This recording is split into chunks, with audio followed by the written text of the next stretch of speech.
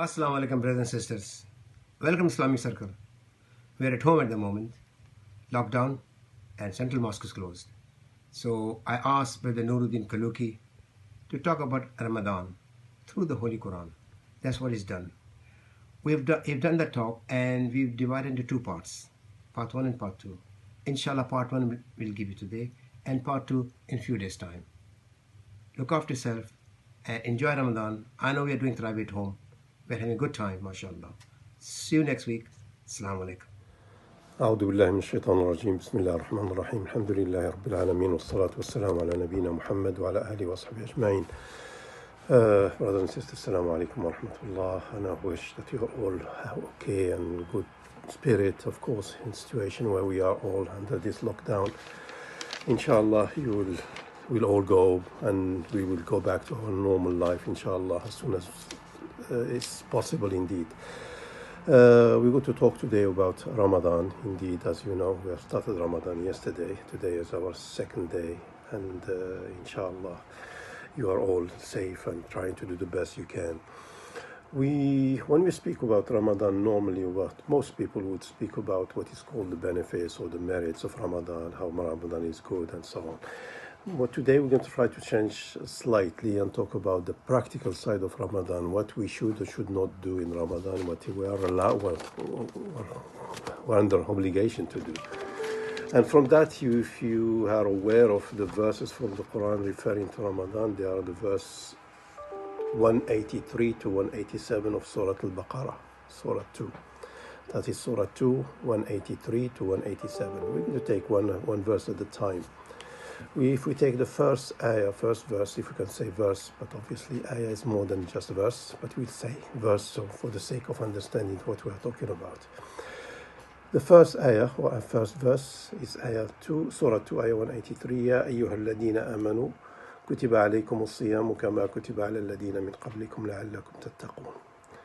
And rough translation is, O you who believe, it has been prescribed on you as it was prescribed for those before you, the siyam, the abstaining, translated also as fasting, كما كتب على الذين من قبلكم, as it was prescribed for those before you, لعلكم تتقون, that you may gain taqwa. The ayah starts with a call. It's what we normally call, sometimes we say a call of duty. That is the call when Allah subhanahu wa ta'ala says, Ya ayyuha alladhina amanu, He's going to ask us to perform a worship, or indeed to regulate or to adjust or to make better our way of our habits, our customs. When He tells us about the worship, He will tell us, Ya ayyuha alladhina amanu, O you who believe, because He will only ask those who believe to perform this, because those who do not believe, they are not under this obligation, basically, because if you don't believe in Allah, whatever you do is not really worth. So that's another topic, maybe another time. So when He says, Ya ayyuhalladhina amanu, you'll find that about 89 times in the Quran He's addressing you, O you who believe. And He's telling us as believers, what we should do in the form of ibadah. In the form of ibadah, He will tell us exactly what to do. But when it comes to customs and habit and character, He will tell us what not to do. And that is another topic as well. It's called in Sharia. I may not have time to explain all of that, but we just, if you remember that in worship, He'll tell you what to do. In character, He'll tell you what not to do. And here He's telling us, it was written for you as it was written before you. So He's telling us this is not something for you alone. Everyone before you, it has been written for them to perform this as-siyam. Siyam in Arabic is to abstain. If you read Surah Maryam, Surah 19, Ayah 26, you read, إني نظرت للرحمن صوما فلن أكلم اليوم إنسيا. I have vowed not to abstain from talking. Sawman, lanukallim. Abstain. Siyam here in jurisprudence, when we use it for siyam, for fasting, it means to abstain from food, eating and drinking, and husband and wife relationship. And this is saying, كَمَا كُتِبَ عَلَى الَّذِينَ مِنْ قَبْلِكُمْ, as it was written for those before you. This is not something unique for you. It has from all the time. And it continues, was changing. As you, if you read Surah Al-Ma'idah, Surah number 5, Ayah 48, you'll find that لِكُلٍّ جَعَلْنَا مِنْكُمْ شِرْعَةً وَمِنْهَاجًا. Every single religion has got fasting, but in different shapes and forms. Fasting was prescribed from before. If you ask our brothers from the Christian faith, they'll tell you this is how we do. You ask our brothers from the Jewish faith, and indeed other schools of or in other religions. من قبلكم لعلكم تتقون. And here is the purpose of why we fast, to gain taqwa. Taqwa means protection, protecting ourselves from doing wrong things in this life, and of course protecting ourselves from hellfire. Protecting ourselves from what in this life is basically every human being has been created with this innate desires. For example, desire to eat. You have to eat. If you don't eat, you die. You have desire to have relationship, desires to, I don't know, too many desires that we all have, freedom and so on. But here the two desires that he's asking us, the two things that he's asking us not to do is basically three things, I should say. If I can combine it into, say, food, if eating and drinking, and husband and wife and relationship. What are these two things? Food is basically for survival. Without food, we can't live. Husband and wife's relationship is for the survival or the continuation of the human race. Without them, we cannot, again, continue. And the purpose is telling us, if you are able to control these two things, we should be able to control anything, because these are vital, and everything else can come in second. So as you could see, this is the purpose, and he's telling us this is the purpose of fasting, and we should be able to fast in this. This is ayah number 1. Now we go to ayah 184. أَيَّامًا مَعْدُودَاتٍ. A very short number of days. Ma'dudat, short number of few days. It's not much.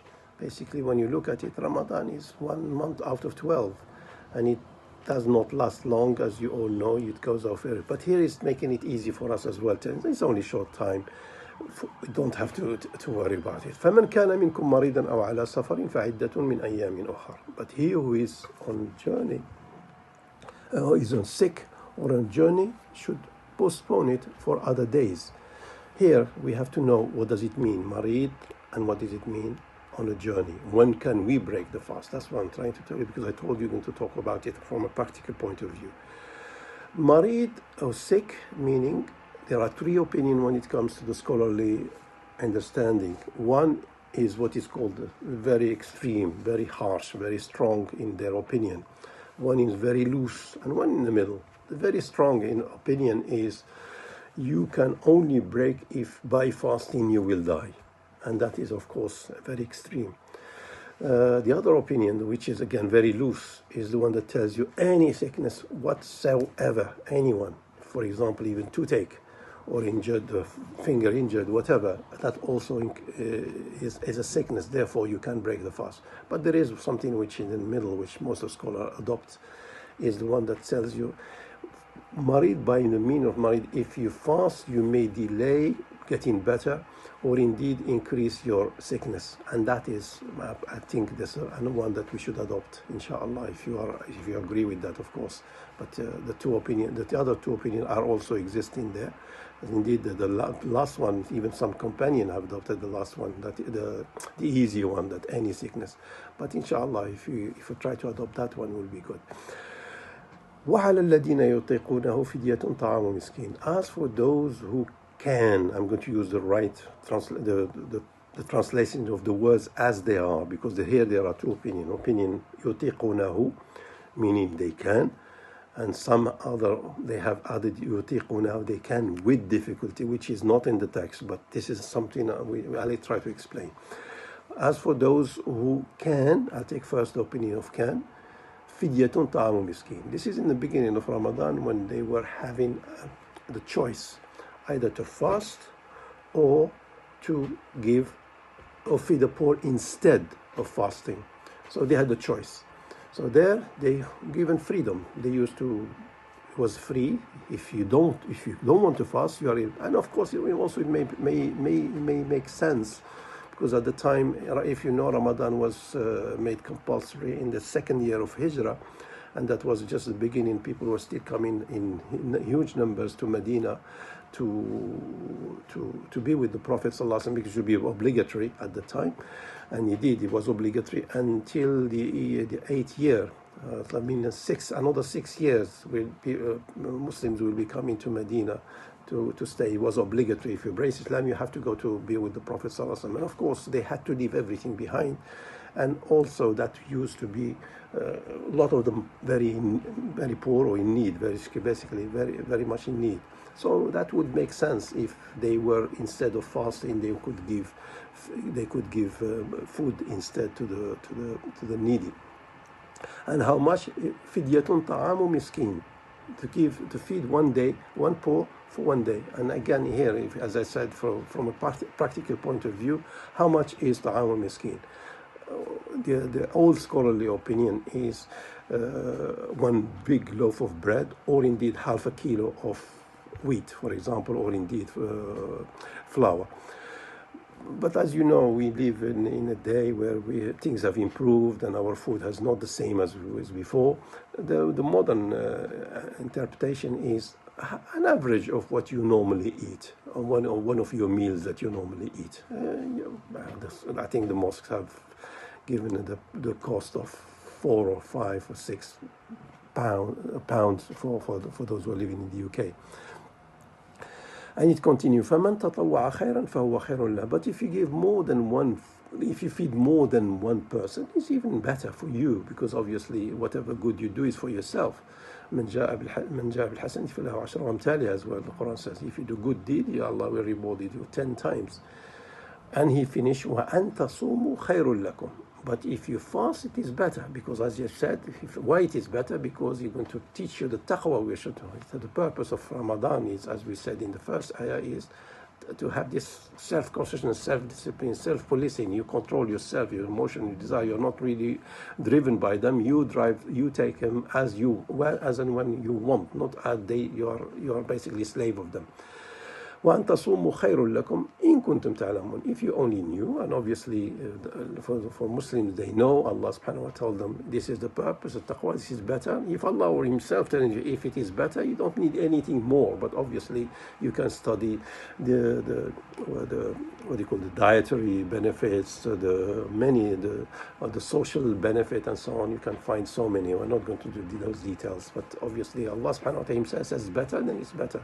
But you can continue studying if you want other things. And this is ayah number 184.